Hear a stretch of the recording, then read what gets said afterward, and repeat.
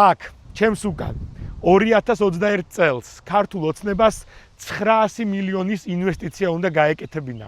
ეს უნდა ყოფილიყო უპრეცედენტო პროექტი ქუთაისისთვის. აი ეს ის ტერიტორიაა, სადაც ქუთაისის პარლამენტის შენობა მდებარეობს. თუმცა, რა თქმა უნდა, როგორც ქართულ ოცნებას ჩვევია, აქ არაფერი მსგავსი არ განხორციელდა.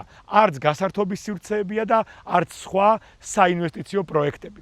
ქართულ ოცნებას ქართველი ხალხი საერთოდ არ აინტერესებთ. მას აინტერესებთ მხოლოდ საკუთარი გამდიდრება და ამას ძალიან წარმატებით აკეთებენ ცრუ დაპირებების გაცემა და ყოველდღიურად ქართველი ერის ინტერესების ღალატი. მათ შორის ეს არის ქუთაისელების ინტერესების ღალატი.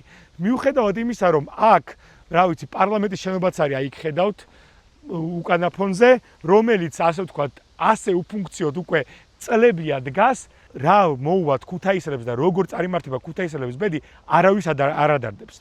ერთადერთი ჩვენ რაც უნდა გავაკეთოთ, ეს არის ჩვენი ერთობა.